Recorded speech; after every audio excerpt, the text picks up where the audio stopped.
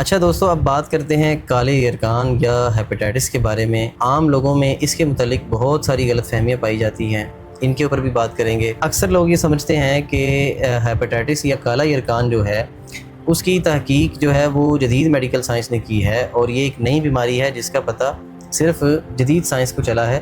حالانکہ قدیم طب میں کالے یرکان یا ہیپیٹائٹس کے اوپر ایک بڑی تفصیلی تحقیقات موجود ہیں۔ پہلے لوگوں میں صرف پیلے یرکان کے نام سے ایک بیماری مشہور تھی، پھر جب اس کے اوپر مزید تحقیقات ہوئیں اور اس کی بھی اقسام ظاہر ہونا شروع ہوئیں، مختلف اقسام جو ہم اوپر ذکر کر چکے ہیں، پھر اس کے بعد کالے یرکان یعنی ہیپیٹائٹس کی ایک بیماری سامنے آئی، اور اس کے اوپر بھی مزید تحقیقات اور ان کی اقسام بھی طب میں بیان کی گئی۔ ہیپیٹائٹس کی اقسام کو جدید میڈیکل سائنس میں hepatitis A, B, C, D اور ای کے نام سے جانا جاتا ہے عام طور پہ۔ ان ٹائپس کے اندر ہیپیٹائٹس بی اور سی کو بہت زیادہ مشہور اور خطرناک سمجھا گیا ہے، اور عام طور پر ہیپیٹائٹس سی بھی کافی لوگوں میں پایا جاتا ہے، اور جب بھی ہیپیٹائٹس کی بات ہوتی ہے تو ہیپیٹائٹس سی ہی زیادہ تر سمجھا جاتا ہے۔ صفرا کے مختلف درجات کا ذکر کیا گیا ہے طب قدیم میں، اور اس میں صفرائے ماہیہ، صفرائے کراسی، صفرائے زنگاری اور اس کے علاوہ مختلف درجات کا ذکر بھی ملتا ہے۔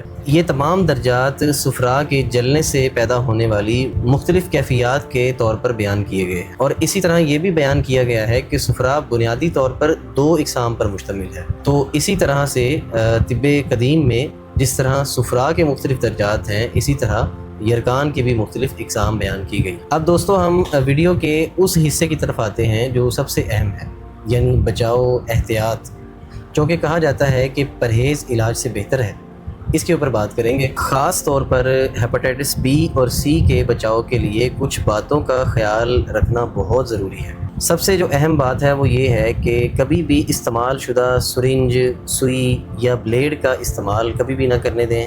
اپنے کسی بھی معاملے میں ان چیزوں کا احتیاط آپ کو بہت ضروری کرنا چاہیے، اور اس کے ساتھ ساتھ جتنے بھی ڈینٹسٹ ہیں یا نائی ہیں اور کان چھدوانے والی جو آلات ہوتے ہیں، چیزیں ہوتی ہیں، اور اس کے ساتھ ساتھ مینیکیور، پیڈیکیور یا نیل کٹرز جو ہوتے ہیں، ان کی صفائی کا اہتمام ہونا چاہیے۔ ان ساری چیزوں میں جتنے بھی ٹولز یوز ہوتے ہیں ان کی صفائی کا مکمل اہتمام ہونا چاہیے۔ اب اس میں استعمال شدہ گندے یا جن کو صاف نہ کیا گیا ہو، اس طرح کے جتنے بھی اوزار ہوتے ہیں وہ ہیپیٹائٹس پھیلنے کی وجوہات بن سکتے ہیں۔ اب اس کے علاوہ اگر کبھی بھی آپ کو ہسپتال میں جانا پڑتا ہے کسی بیماری کے ریلیٹڈ یا کسی بھی حوالے سے خون کی ضرورت پڑتی ہے، یا آپ کے کسی قریبی رشتہ دار گھر والے کو خون کی ضرورت پڑتی ہے، تو اس بات کا ضرور احتیاط کرنا چاہیے کہ جو خون آپ مریض کو لگوا رہے ہیں وہ محفوظ طریقے سے آیا ہے، اور مستند اس کے اوپر کوئی سٹیمپ ہے یا کسی ادارے کی طرف سے دیا جا رہا ہے، تو اس کے حوالے سے احتیاط کرنا بہت ضروری ہے۔